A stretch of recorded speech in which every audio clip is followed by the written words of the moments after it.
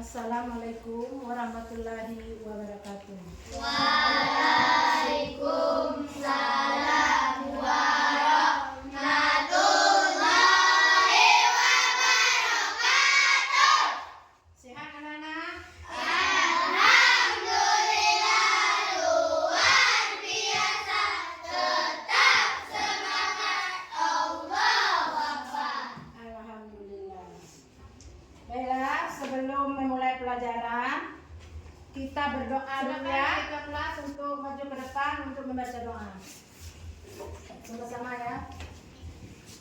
Assalamualaikum warahmatullahi wabarakatuh. Waalaikumsalam warahmatullahi wabarakatuh.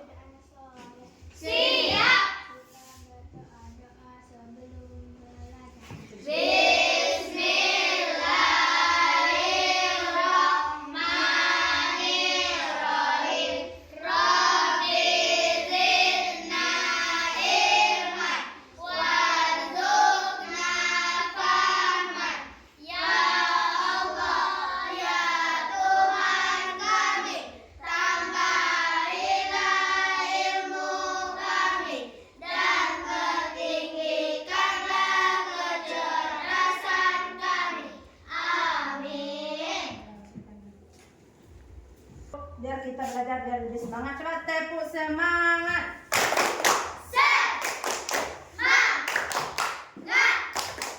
Semangat, yes.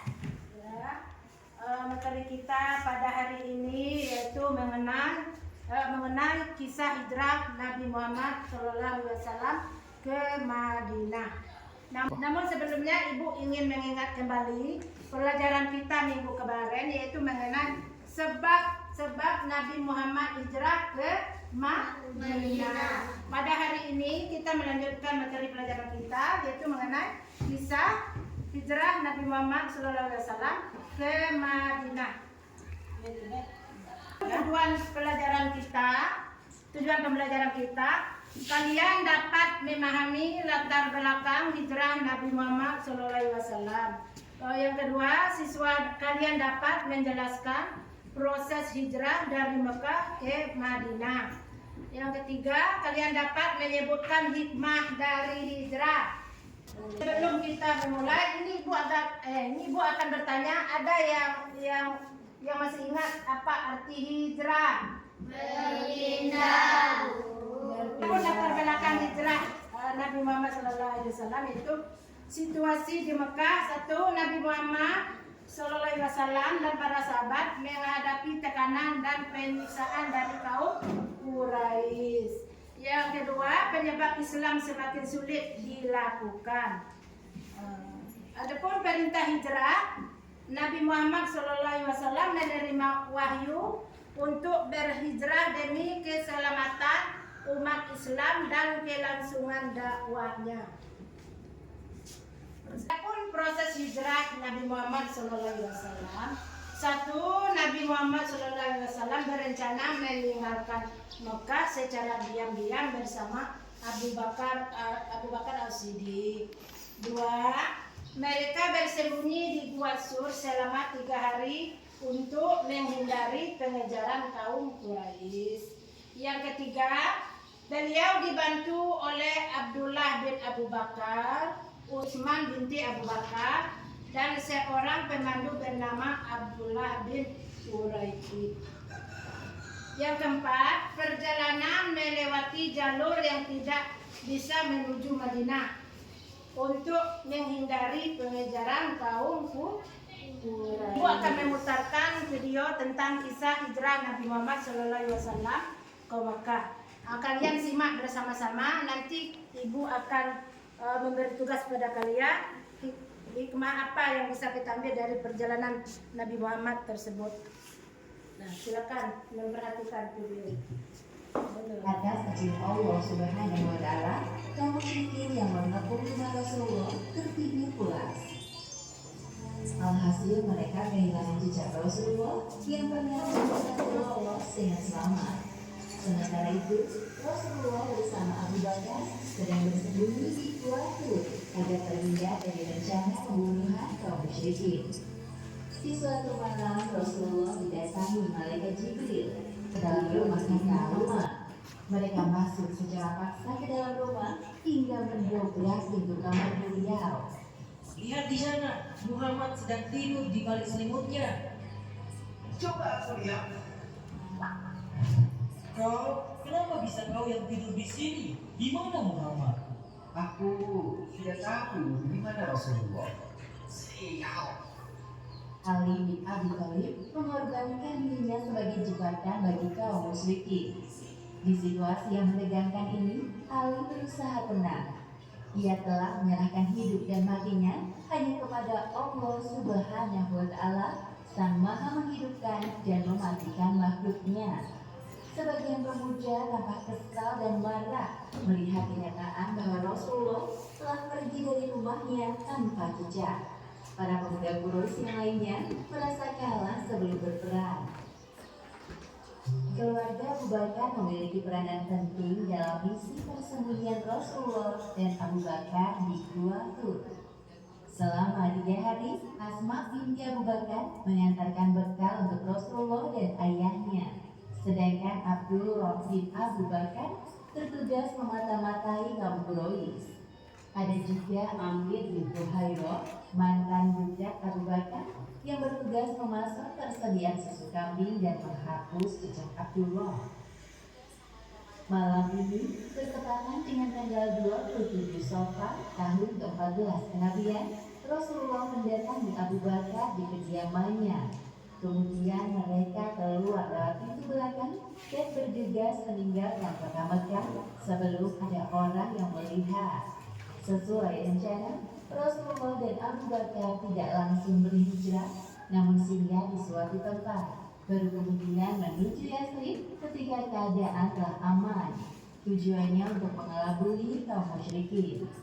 Jadi sebenarnya Rasulullah dan Abu Bakar pergi ke arah selatan menuju Bukit Sur, bukan ke arah utara menuju Yathrib. Jarak perjalanan dari kota Mekah ke Bukit Sur sekitar 8 km. Bukit Sur adalah bukit yang tinggi, jalannya terjal dan sulit didaki karena banyaknya bebatuan. Di puncak Bukit Sur terdapat sebuah gua berbentuk batu berrongga seperti perahu karang. Di dalam gua Sur inilah Rasulullah dan Abu Bakar akan bersembunyi dari kejaran kaum musyrikin selama 3 hari. Sesampainya di depan mulut gua, Abu Bakar memperingatkan Rasulullah. Wahai Rasulullah, janganlah engkau masuk dulu sebelum aku masuk. Jika ada sesuatu di dalam, biarlah aku yang mengalaminya. Lalu Abu Bakar masuk ke dalam gua dan menemukan ada beberapa lubang. Ia pun menyobek sebagian dari pakaiannya untuk menyumbat lubang tersebut. Ketika tinggal 2 lubang yang tersisa, Abu Bakar lantas menutup dengan kedua kakinya. Dari dalam gua, Abu Bakar memanggil Rasulullah. Wahai Rasul, masuklah. Rasulullah masuk ke dalam gua Sur yang sempit dan merebahkan kepala beliau di pangkuan Abu Bakar, lalu tertidur. Kondisi gua yang hanya muat untuk 2 orang membuat penghuninya tidak leluasa bergerak. Tiba-tiba Abu Bakar merasakan sengatan hewan di kakinya. Namun dia tidak berani membangunkan Rasulullah dan hanya menahan rasa sakitnya.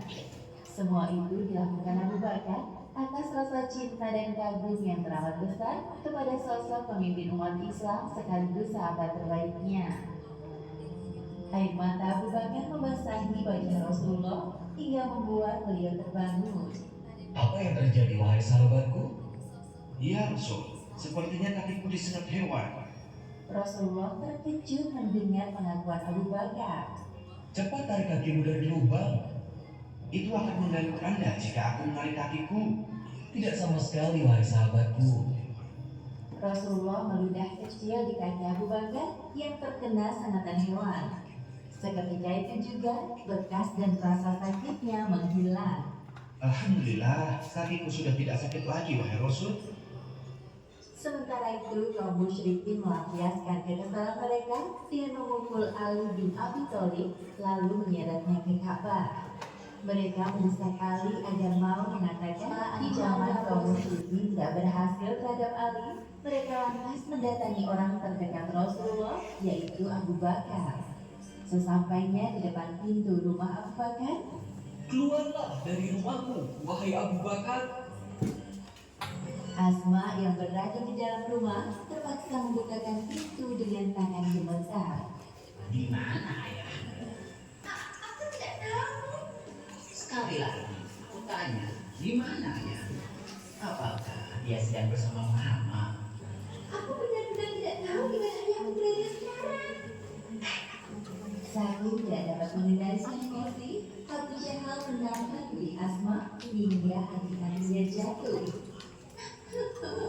Aku benar-benar tidak tahu apa-apa. Salah seorang pemuda Quraisy merasa iba melihat perlakuan Abu Jahal kepada Asma yang seharusnya tidak dilakukan seorang pria kepada wanita. Sudahlah, Abu Hakam. Sepertinya dia benar-benar tidak tahu.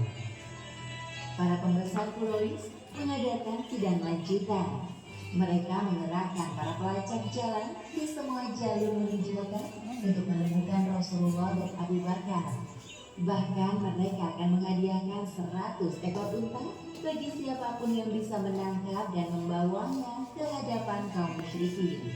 Pasukan berkuda, pejalan kaki, dan para pelacak jalan yang mengetahui perihal sayembara berlomba-lomba untuk mencari jejak Rasulullah dan Abu Bakar. Ayo, kita cari Muhammad. Menjelang siang hari, para pencari jejak utusan kaum musyrikin mulai menyusuri jalan. Mereka terbagi dalam Carilah tempat lain. selama perjalanan panjang dari Gua Tur menuju Yasrib, Rasulullah mendapatkan perlakuan istimewa dari Abu Bakar. Di tengah-tengah perjalanan, rombongan Rasulullah bertemu dengan orang-orang asing yang baik. Mereka yang senang hati membantu, bahkan membawakan oleh-oleh bagi Rasulullah dan Abu Bakar. Rasulullah bersama dengan Abu Bakar, Amir bin Fuhairah, dan Abdullah bin Quraisy telah berjalan sepanjang malam hingga esok harinya tanpa istirahat. Jalanan terasa lengang karena rombongan Rasulullah tidak bertemu dengan kafilah dagang ataupun pejalan kaki di daerah ini. Ketika matahari menuju pertengahan hari dan suhu udara semakin panas, Rasulullah mengajak rombongannya untuk beristirahat sejenak. Kemudian Abu Bakar berinisiatif mencari batu berukuran besar yang bisa digunakan sebagai tempat untuk mereka bernaung. Batu ini mampu melindungi orang-orang dari sengatan sinar matahari. Kemudian Abu Bakar menghamparkan sebuah kulit binatang bersama Abu Bakar, Amir bin Fuhairah, dan Abdullah bin Quraisy singgah terlebih dahulu di Gua. Di sana mereka bermukim selama 4 hari lamanya, dari hari Senin hingga hari Kamis. Dalam hari-hari tersebut, Rasulullah dibantu kaum muslimin dari Yasrib yang dikenal dengan sebutan kaum Ansar, membangun sebuah masjid pertama dalam sejarah Islam. Tepatnya pada hari Senin tanggal 8 Rabiul Awal tahun 14 kenabian, Rasulullah SAW bersama dengan rombongan sampai di daerah bernama Quba. Daerah ini hanya berjarak sekitar 5 km di sebelah tenggara kota Yasrib. Sementara itu di Yasrib, kaum Ansar berbicara bahwa Rasulullah telah meninggalkan kota Mekah. Perasaan mereka berdebar-debar menunggu kedatangan Rasulullah. Setiap hari selesai sholat subuh, kaum Ansar pergi ke Al-Haram, tapa perbatasan kota, untuk menyambut kedatangan Rasulullah. Namun ketika matahari tepat berada di atas ubur-ubur, mereka memutuskan untuk kembali ke Yasrib dan melakukan hal yang sama keesokan harinya. Perhitungan kaum Ansar terkait hari kedatangan Rasulullah di Yasrib ternyata meleset. Hal ini dikarenakan kaum Ansar tidak mengetahui bahwa Rasulullah bersembunyi selama 3 hari di Gua Tur dan mengambil wanita yang lebih jauh menuju ke Yasrib. Pada hari berikutnya, Rasulullah bersama rombongan telah sampai di Quba. Seorang Yahudi yang mengetahui tentang tulisan kaum Ansar melihat kedatangan Rasulullah dari arah kejauhan. Sepertinya aku melihat sosok yang ditunggu-tunggu oleh kaum muslimin. Apakah benar mereka itu yang berpakaian serba putih? Sedangkan Amir bin Fuhairah dan Abdullah bin Raja ditunggangi oleh Rasulullah terus berjalan sampai berhenti di sebuah lokasi tempat berdirinya Masjid Nabawi sekarang. Unta Rasulullah duduk sebentar lalu berjalan beberapa langkah. Unta ini menoleh ke kanan, ke kiri, lalu kembali berjalan ke tempat pertamanya berhenti. Di titik inilah Rasulullah turun dari untanya. Seorang sahabat bernama Abu Ayyub Al-Ansari segera mengambil barang-barang milik Rasulullah dari unta beliau. Meskipun penduduk Madinah berkali-kali mendesak beliau agar sujud tinggal di rumah mereka, Rasulullah tetap menolak. Seseorang hanya tinggal di mana barangnya berada. Secara kebetulan, unta Rasulullah berhenti di depan rumah keluarga beliau dari pihak ibunda Aminah. Dengan cara inilah Rasulullah dapat memuliakan para paman dari pihak ibunya. Sesungguhnya hal ini telah diatur oleh Allah Subhanahu wa Ta'ala.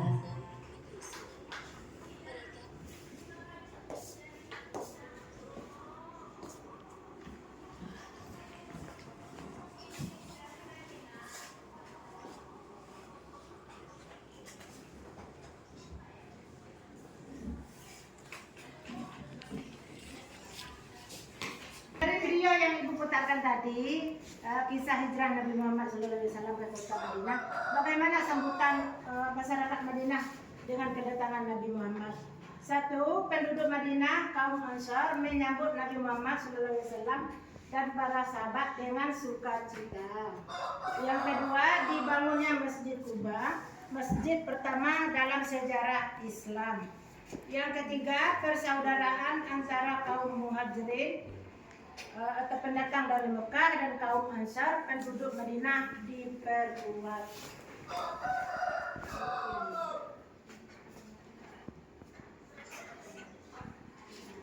Jadi hikmah yang dapat kita ambil dari pelajaran kisah hijrah Nabi Muhammad SAW tadi, satu, menunjukkan kepemimpinan Nabi Muhammad SAW.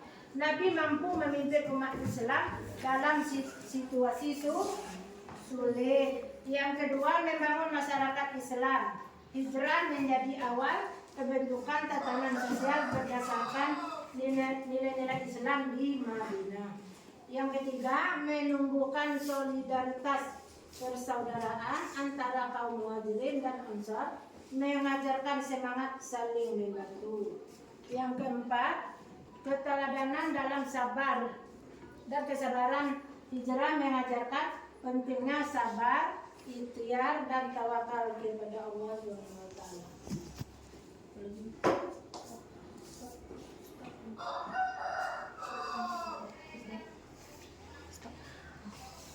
Dua, tiga. Nah, sampai di sini apakah kalian sudah mengerti? Sudah. Ada pertanyaan atau tidak? Tidak. Nah, baiklah, kita lanjutkan lagi. Ibu akan membagikan kelompok ya. Kita lanjut diskusi kelompok. Ibu membagikan tiga kelompok ya. Ya. Untuk kelompok 1 ini, kelompok 2, kelompok 3.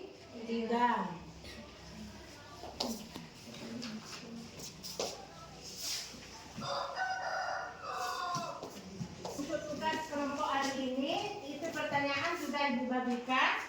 Untuk dapat dikerjakan, waktu Ibu kasih 10 menit. Kerja kelompok itu bekerja sama ya. Ya, silakan.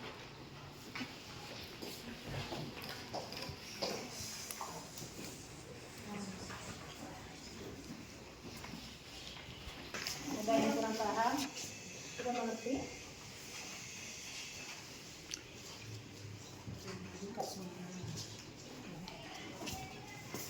Ada yang tidak paham? Paham? Paham. Kelompok 3? Paham. Sudah selesai? Sudah. Minta untuk kelompok 1 maju ke depan untuk membacakan hasil diskusinya.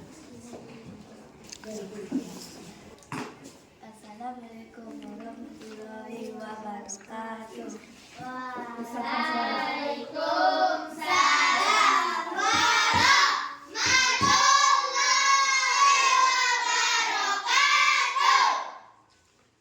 Mengapa hijrah penting dalam sejarah Islam?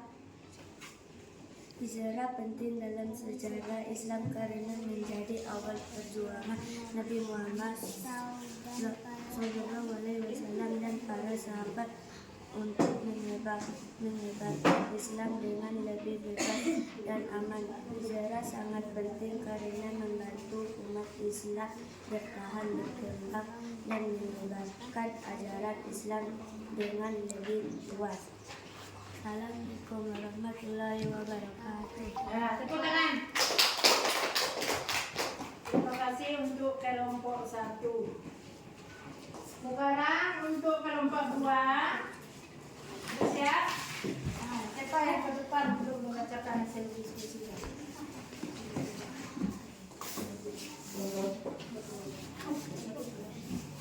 Assalamualaikum yang beras.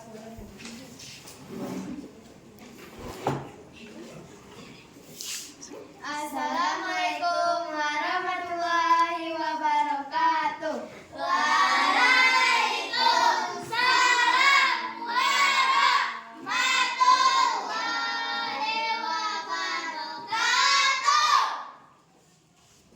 Apa pelajaran yang dapat kita ambil dari kisah sejarah hijrah? Jawabannya, kisah hijrah mengajarkan kita untuk sabar, berjuang, saling membantu, dan selalu percaya bahwa Allah akan menolong hambanya yang berbuat kebaikan. Assalamualaikum warahmatullahi wabarakatuh.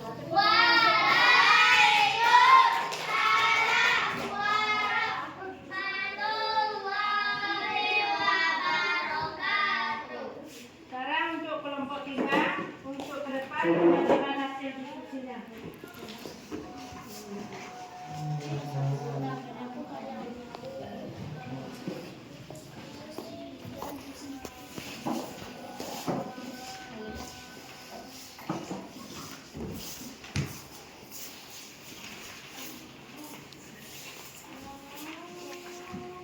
Assalamualaikum warahmatullahi wabarakatuh.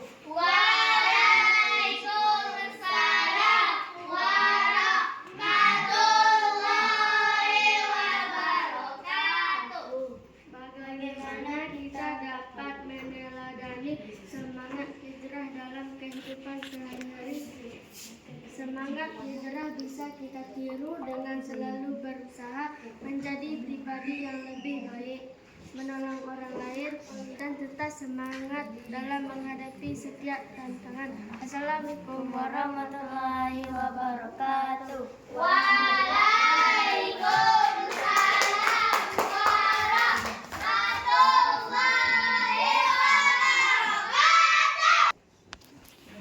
Jadi dari kisah hijrahnya Nabi Muhammad SAW, kita dapat mengambil kesimpulan hijrah sangat penting karena membantu umat Islam bertahan, berkembang, dan menyebarkan ajaran Islam dengan lebih luas.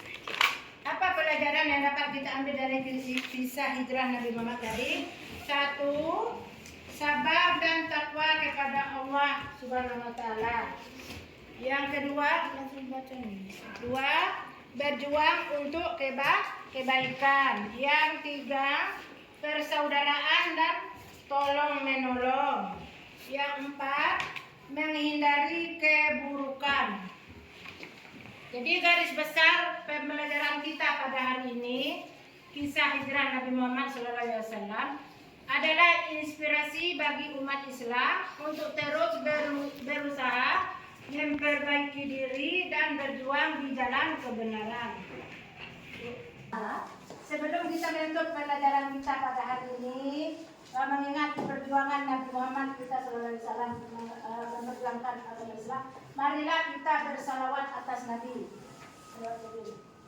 Allahumma shalli ala sayyidina Muhammad wa ala ali sayyidina Muhammad. Pelajaran kita pada hari ini, marilah kita membantu